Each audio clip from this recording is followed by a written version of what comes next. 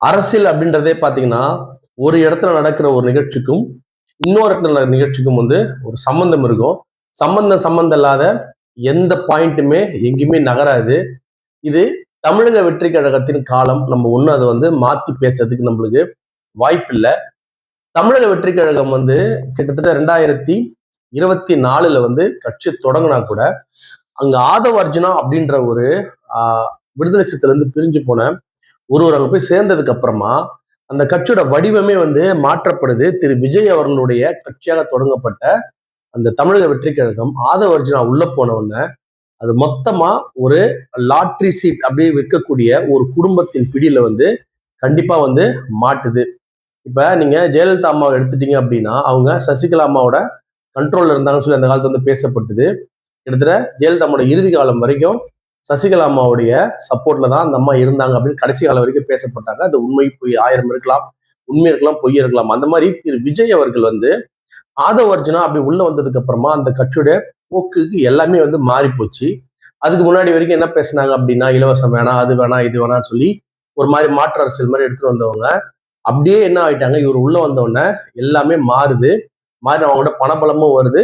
கொஞ்சமா படைபலத்தையும் சேர்க்க வந்து ஆதவ அர்ஜுனா ஒரு மிகப்பெரிய ஒரு அந்த கட்சிக்கு ஒரு மிகப்பெரிய தளபதியா இருந்து செயல்பட்டு அந்த கட்சியை வந்து என்ன பண்றாரு, ஒரு இந்த இந்த அளவுக்கு இந்த கட்சியை கொண்டு வந்தாங்க அப்படின்னா அதுல ஏன்னா வெளியில வந்து திரு விஜய் அவர்கள் ரொம்ப பேசலாம். ஆனா ஆதவ எல்லா இடத்துக்கும் பதிலடி கொடுத்திருந்தாரு. அவரும் சிடிஆர் நிர்மல்குமார் வந்து எல்லா இடத்துக்குமே கேள்விகளுக்கு முடிஞ்ச அளவுக்கு பதில் கொடுத்து ஒரு தைரியமா தன்னம்பிக்கையோடு எடுத்துட்டு வந்தாங்க. ஆனா அது கூடயே வந்து அங்கங்க சில அரசியல் வேலையை செஞ்சுட்டே இருந்திருக்கிறாங்க அப்படின்றது இந்த காலம் போக போக தான் நம்மளுக்கு வந்து புரியுது.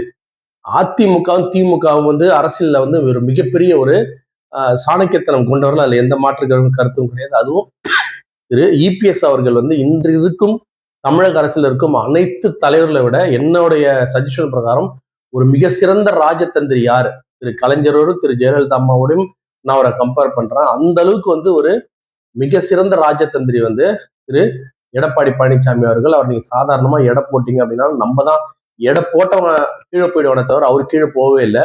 அவர் தன்னுடைய ஒரு ஸ்டெப்புமே பார்த்து பார்த்து தான் வைப்பாரு. அப்ப எந்த நேரத்துல யார் வேணுமோ அவங்க சேர்த்துப்பாரு, எந்த நேரத்துல அவங்க வேணாமோ அப்ப கழட்டி விட்டுருவாரு. அவருடைய ராஜதந்திரம். அதை வந்து நம்ம வந்து சாணக்கியத்தனம் சொல்லலாம், இல்ல கவுத்து விடுறதுன்னு சொல்லலாம். ஆனா அவர் தன் வேலை வந்து செஞ்சுட்டு போயிட்டே இருக்காரு. அவர் என்ன பண்ணல அப்படின்னா இந்த முறை இந்த தேர்தல் நடந்த தேர்தல திமுகவுக்கும் அதிமுகவுக்கான போட்டியா வந்து அவர் நினைக்கிறாரு. தாவேகா வந்து ஒரு பெரிய பொருட்டாவே அவர் வந்து நினைக்கல. தேர்தலுக்கு முன்னாடி அவர் சும்மா அதை விஜய் வந்து யாருமே அந்த ரெண்டு கட்சியில எந்த கட்சியுமே வந்து தாவேகா ஒரு பெரிய விஷயம் நினைக்கல. கட்சிகள் மட்டும் இல்ல, கருத்து கணிப்பாளர்கள், அரசியல்வாதிகள், ஆய்வாளர்கள் எல்லாருமே வந்து தாவேகா வந்து இந்த மாதிரி ஒரு பொசிஷன் வரும் அப்படின்னு சொல்லிட்டு எந்த பொதுமக்களும் கணிக்கல. ஏன் விஜய் சாருக்கே தெரியாது வந்து ஒரு பொசிஷன் வரும்னு சொல்லிட்டு அப்ப அந்த ஸ்டேஜ்ல வந்து தாவேகாவோட அரசியல் மூவெல்லாம் வந்து அவர் வந்து பெருசா கண்காணிக்காம விட்டுட்டாரு திரு இபிஎஸ் அவர்கள். யார் நம்ம ரொம்ப அண்டர் எஸ்டிமேட் பண்றோமோ அவங்க தான் நம்ம ஓவர்டேக் பண்ணுவாங்க அப்படின்னு சொல்லி சொல்லுவாங்க. அந்த மாதிரி திரு விஜய் அவர்கள் வந்து அவங்க அண்டர் எஸ்டிமேட் பண்ணிட்டாங்க. திரு ஆதவ அர்ஜுனா அவங்க அண்டர் எஸ்டிமேட் பண்ணிட்டாங்க. அந்த வகையில ஆதவ அர்ஜுனா, லீமா ரோஸ் மற்றும் சார்லஸ் மார்டின் அப்புறம் மார்டின் இந்த 4 பேருக்கும் என்ன பிரச்சனை அப்படின்னு பாத்தீங்கன்னா, புரட்சி தலைவி அம்மா வந்து ஆட்சி வந்து 2001 வந்து ஆட்சிக்கு வராங்க.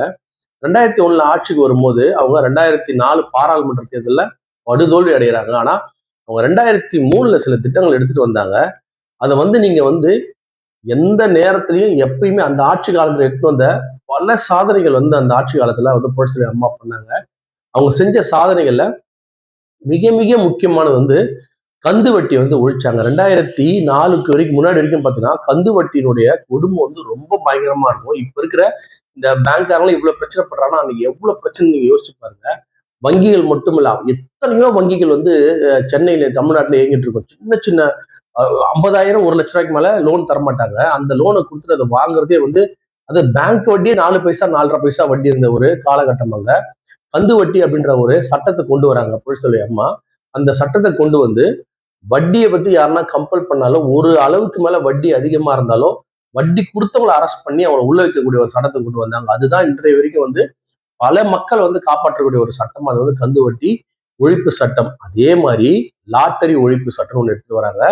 2003 2004 காலகட்டம் வரைக்கும் தமிழ்நாட்டுல அரசு அனுமதியோட வந்து இன்னைக்கு எப்படி டாஸ்மாக் நடந்ததோ அதே மாதிரி அந்த காலகட்டத்துல வந்து லாட்ரி வந்து நடக்குது. லாட்ரினா நீங்க வந்து அதுல பல சின்ன சின்ன வேலைகள் செய்யக்கூடியவங்க, உடல் ஊனமுற்றவர்கள், அதாவது மாற்றுத்திறனாளிகள், அந்த மாதிரி அப்புறம் சில வயதானவர்கள், அது பல பேர் வந்து லாட்டரியை வந்து வித்து வியாபாரம் பண்ணாங்க. ஆனா அதை வாங்கக்கூடியவர்கள் வந்து என்ன ஆயிட்டாங்க அப்படின்னா, தன்னுடைய மொத்த வருமானத்தையும் போயிட்டு லாட்டரியில செலவு பண்ணி வாங்கக்கூடிய அளவுக்கு வந்து லாட்டரியோட இப்ப எப்படி நீங்க சினிமா, நான் சொல்றேன் சினிமா முகம் உலகத்திலேயே வந்து நான் பார்த்தது தமிழ்நாட்டு இந்த தேர்தல் முடிவுக்கு அப்புறம் பார்த்தது இதை விட வந்து மோசமான ஒரு ஒரு போதை எதுவுமே இல்லைன்ட்டு நான். ஏன்னா நீங்க போதை முகம் உங்களோட நீங்க தவறான பழக்க வழக்கம் பண்ணா உங்களோட அது பாதிச்சோட இந்த சினிமா முகம் இன்னைக்கு தமிழ்நாட்டையே வந்து என்னை பொறுத்த வரைக்கும் ஒரு தவறான ஒரு பாதைக்கு வந்து எடுத்து சென்றுச்சு. எத்தனையோ போராளிகள் இனி எப்படி வந்து போராட நினைப்பார்கள் அப்படின்றது வந்து என்ன வந்து மறக்கடிச்சு வச்சுச்சு இந்த இந்த 2026க்கான தேர்தலோட முடிவுகள். அதனால அது நம்ம வந்து இருக்கிறதுலே மோசமான மோகம்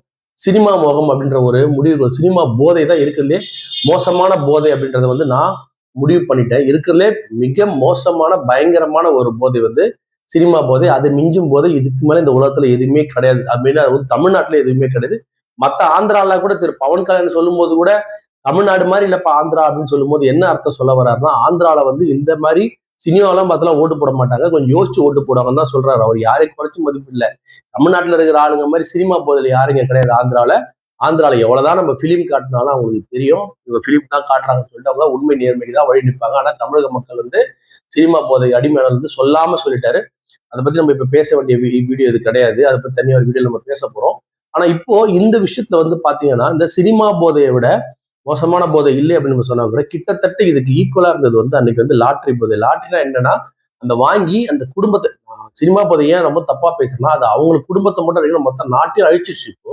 ஆனா நான் அழிச்சிச்சு இந்த சென்ஸ் வந்து இதுக்கு மேல வரக்கூடிய அரசியல் தலைவர்கள் வந்து போராடி கொண்டு இவ்வளவு நாள் போராடி பெறாத ஒரு வெற்றியை வந்து ஒரு சினிமா கவர்ச்சி வந்து 2 வருஷத்துல பெருதும் போது அந்த தலைவரோட வருகை வந்து ஒரு மிகப்பெரிய கேள்விக்குறியா இருக்குன்றதா இதோட முக்கியமான சாராம்சமே தவிர மற்றபடி வேற ஒன்றும் கிடையாது. அப்ப சினிமால இருக்கிறவங்க தான் வந்து அரசியல்வாதி ஆக முடியும். இப்ப சினிமாவே கான்சன்ட்ரேட் பண்ணுவாங்க மக்கள். அதுதான் வந்து தமிழ்நாட்டுக்கு வந்த பேராபத்து அப்படின்னு நான் சொன்னேன்.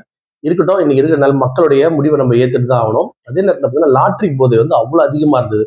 அப்ப நம்ம புரட்சி தலைவி அம்மா என்ன பண்றாங்க, இந்த மாதிரி இருக்கக்கூடிய இந்த லாட்டரியால எத்தனை குடும்பங்கள் சாகுது அப்படின்னு சொல்லி யோசிக்க ஆரம்பிக்கிறாங்க. வெறும் இந்த நீங்க 10 ரூபாய் 20 ரூபாய் 50 ரூபாய் லாட்டரி கிடையாது, உடனடி lottery, bumper lottery, super lottery அப்படின்னு சொல்லிட்டாங்கன்னா லாட்டரி தேய்க்க ஆரம்பிச்சிட்டாங்க. உடனே இப்ப நீங்க காலைல போனீங்கன்னா ஒரு 1000 ரூபாய் எடுத்துட்டு போனீங்கன்னா உடனே அந்த இடத்துல ஒரு 10 பேர் வருவாங்க, அங்கேயே தேய்ப்பாங்க. வின்னருக்கு அப்படியே 6000 ரூபாய், மிச்சம் 4000 ரூபாய் லாட்டரி கருதி உள்ள போட்டு சூதாட்டம்லாம் அவ்வளவு அதிகமா இருந்தது. சூதாட்டம்னா அப்படியேப்பட்ட சூதாட்டம் அந்த நேரத்துல 2004 அந்த நேரத்துல இந்த லாட்டரி தொழில வந்து மிகப்பெரிய அளவுல வந்து கொடிகட்டி பறந்தது வந்து இந்த மார்டின் ஃபேமிலி அப்படின்ட்டு தான் வந்து அவங்கதான் வந்து மார்டின் தான் வந்து அந்த லாட்டரிலேயே வந்து ஒரு மிகப்பெரிய ஒரு கொடிகட்டி பறந்தாரு. அந்த நேரத்துல புரட்சி தலைவி அம்மா எடுத்த அந்த முடிவால அந்த குடும்பம் மொத்தமா பாதிக்கப்பட்டது. தமிழ்நாட்டில இருந்து மொத்த லாட்டரி ஓவர் நைட்ல ஒழிச்சாங்க. 4ல இருந்து லாட்டரி விற்பனையே பண்ணக்கூடாதுனாங்க.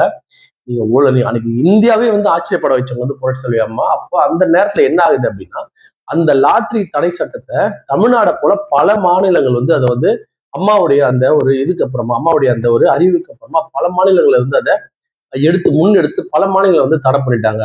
ஸோ அப்பத்துல இருந்தே அதாவது திரு மார்டின் அவர்களுக்கு வந்து அதிமுக மேல ஒரு காண்டு. அதிமுக வந்து எப்படி வந்து அம்மா வந்து இந்த மாதிரி பண்ணிட்டாங்கன்னு கிட்டத்தட்ட அவர் எப்படின்னா வந்து மறுபடியும் அந்த லாட்டரி தொழில உள்ள எடுத்து வந்துடும் சொல்லிட்டு எவ்வளவு டிஎம்கே முயற்சி பண்ணி பாக்குறாரு. அதுக்கு அடுத்து வந்து ஆட்சி. ஆனா வந்து அந்த அந்த அந்த எப்பயுமே வந்து திமுக அதிமுக வந்து வேற மாதிரி இருக்கும். ஆனா வந்து உண்மையில என்ன அப்படின்னா இவங்க நலத்திட்டங்களை அவங்க வேற பேர் மாத்தி அவங்க வச்சுப்பாங்களே தவிர ஒழிக்க மாட்டாங்க. அதே மாதிரி இவங்க நலத்திட்டங்களை அவங்க பேர் மாத்தி வச்சுப்பாங்க ஒழிக்க மாட்டாங்க. நலத்திட்டங்களை செயல்படுத்துறதுல வந்து திமுக அதிமுக போட்டி போட்டு செய்வாங்க. அதே மாதிரி தப்புலயே அந்த மாதிரி தான் பண்றாங்க. இன்னும் நம்மளுக்கான ஒரு ஃபுல் ஃபிளட்ஜான ஒரு கவர்மெண்ட் வந்து வரல திமுக அதிமுகல. இருந்தா கூட அவங்களோட லிமிடேஷன் எவ்வளவு அவ்வளவுதான் பண்ண முடியும். அந்த அளவுக்கு வந்து அந்த நேரத்துல அந்த லாட்டரியை ஒழிச்சது நேரத்துல பாத்தீங்கன்னா திமுக வந்து மார்டினுக்கு வந்து ஆதரவு தரல. தொடர்ந்து திமுக அதிமுக ஆட்சி மாறி வந்துட்டே இருக்குது. இந்த காலகட்டத்துலதான் இப்ப இந்த 2026 விஜய் வரும்போது இதற்கான மாற்றம் எதனா வருமா அப்படின்னு சொல்லிட்டு மார்டின் ஃபேமிலி வந்து யோசிச்சாங்களா அப்படின்றது இப்ப யோசிச்சு பார்த்தா டவுட்டா இருக்கு. எப்படின்னா உடையார், அதாவது இவங்க வந்து உடையார் சமூகத்தை சேர்ந்தவர்கள் மார்டின் ஃபேமிலி.